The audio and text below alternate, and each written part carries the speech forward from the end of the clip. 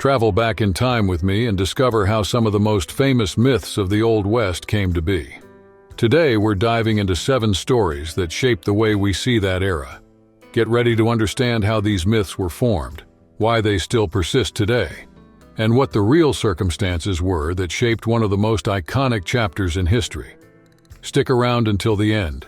You might be surprised by what really happened under the scorching prairie sun. Myth 1. Pioneers and Native Americans were always at war. Picture the classic Old West scene. Wagons rolling down dusty trails while Native Americans watch from a distance. A lot of people believe these encounters always ended in violence, but the records tell a different story. During the journeys of thousands of pioneers through what is now Nebraska, it's estimated that only a few hundred, somewhere between 300 and 400, died in conflicts with native populations. When you compare that to the total number of deaths on the Oregon Trail, which ranged from 10,000 to 30,000, you realize that clashes with Native Americans made up just a small fraction, only about 1% to 4% of all fatalities. Even more surprising, many pioneers actually died from accidents involving their own livestock, proving that the hardships of the journey went far beyond any human threats. On the other hand, more than 400 Native Americans were killed in conflicts caused by the new arrivals. These numbers make it clear that despite the violent incidents, pioneers and Native American tribes were not in a constant state of battle. Myth 2. Were cowboys an American invention? A lot of people think cowboys originated in the United States, but that idea overlooks a much older history. Long before the Pilgrims landed at Plymouth Rock, men were already driving cattle on long journeys. These were the Mexican vaqueros, skilled in every aspect of ranch work, and they played a huge role in shaping what we now think of as cowboy culture. Vaqueros had already mastered techniques like lassoing, riding long distances, and organizing events similar to modern rodeos. Their clothing, especially the wide-brimmed hat, possibly the sombrero, was a clear inspiration for what later became the classic cowboy look. Even some of the words we associate with cowboys, like bronco, lariat, and stampede, come from their traditions. Their cattle handling skills were passed down to the new settlers moving west. Over time, those settlers not only adopted vaquero techniques, but also their language. The word vaqueros eventually evolved into buckaroos, and Hollywood later turned the cowboy into a symbol of pure Americana.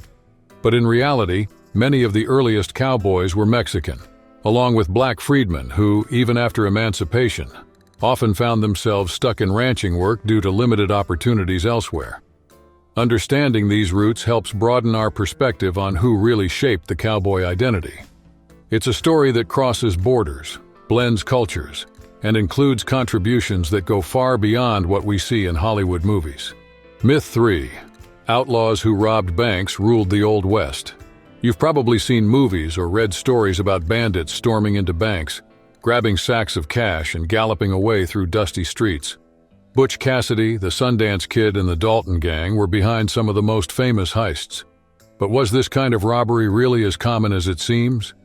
Historical records show that only about 8 bank robberies took place over a span of 40 years, spread across 15 states. For comparison, in 2010 alone, there were 5,600 bank robberies in the United States. Clearly, the idea of outlaws constantly raiding banks in the Old West is more myth than reality. One big reason has to do with the layout of these frontier towns. They were small and key buildings were clustered together. The sheriff's office, saloon, general store, and bank were often just steps apart. Trying to rob a bank just a few feet away from the law was risky. Any unusual noise or movement would immediately draw attention. On top of that, banks were built to be tough. Their walls were reinforced and exits weren't easy to slip through. Once a robber grabbed the cash, getting out quickly was nearly impossible, especially with a sheriff or deputy likely standing right outside. Sure, Butch Cassidy and the Sundance Kid pulled off some legendary robberies, known for their daring and planning. But those stories became famous precisely because they were rare. Most outlaws preferred crimes with lower odds of ending up behind bars. Myth 4. People played cards just for fun. You've probably seen those Wild West movie scenes where a simple card game turns into total chaos. But the reality of the Old West might surprise you. Not everyone jumped into high-stakes games on a whim. In fact, playing cards was considered a serious, almost professional activity, and the most skilled players earned recognition worthy of big-time celebrities.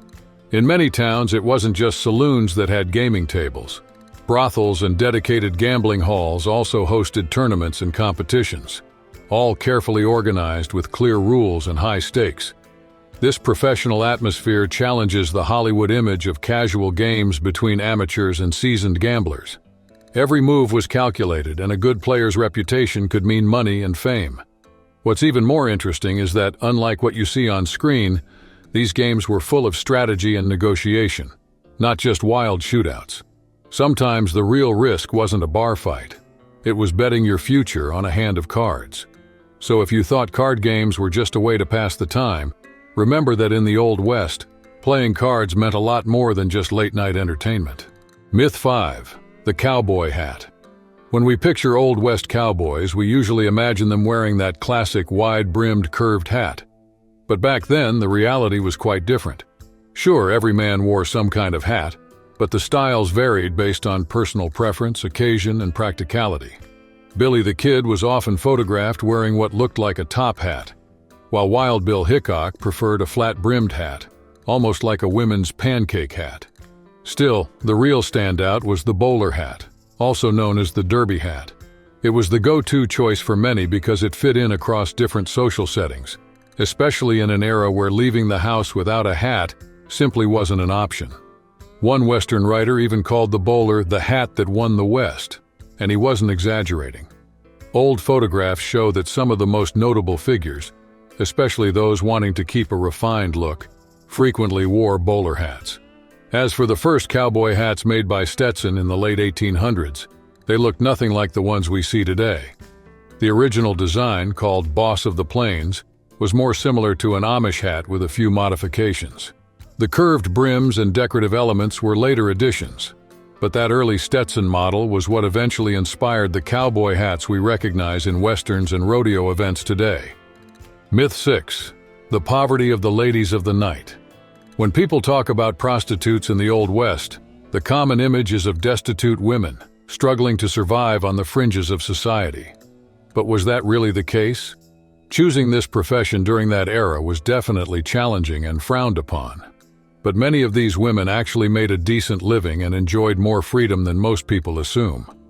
Take the madames, for example, the women who owned and ran brothels.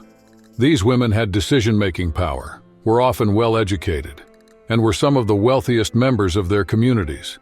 They also prioritized the safety and well-being of the women working for them, even going as far as seeking police protection when necessary. With that in mind, the idea that most prostitutes lived in extreme poverty doesn't entirely hold up. While they certainly faced risks and social stigma, many had opportunities for financial independence that challenged the traditional narrative. So, how much of what we imagine about the Old West is actually based on historical facts? That's a question worth digging into. Myth 7. The Old West was full of guns. A lot of people picture the Old West as a place where everyone carried a gun, ready for a shootout at any moment. But if we take a closer look, things weren't that simple. In the 19th and early 20th centuries, many Western towns actually had strict gun control laws, some even tougher than today's regulations. In the early years, the lack of uniform laws and structured law enforcement led to occasional violence. But as settlements grew into towns and cities, people found less need to carry weapons everywhere they went. By 1878, after decades of westward expansion, clear gun restrictions were put in place in many towns. One well-known example is Dodge City, where no gun signs were common. And the famous OK Corral shootout in Tombstone, it actually happened because a group refused to follow a local law banning the carrying of revolvers. Interestingly, the six-shooter revolver, a symbol of the Wild West in movies, wasn't all that practical. It used percussion caps and black powder, which could burn the shooter's hand. Because of this, it was more of a last resort than an everyday carry weapon. In reality, shotguns and rifles were far more common. They were more useful for hunting big game like bears and provided reliable protection. But let's be honest, Hollywood wasn't going to show dramatic high-noon duels with shotguns. which might explain why the image of the gunslinger with his revolver became such a strong part of pop culture. Now that you've seen the content, I want to know, what caught your attention the most? Drop your thoughts in the comments because your feedback is super important to the channel. If you enjoyed the video, show your support by liking and subscribing. It really helps keep the project going and encourages more content like this. Thanks for watching and see you next time.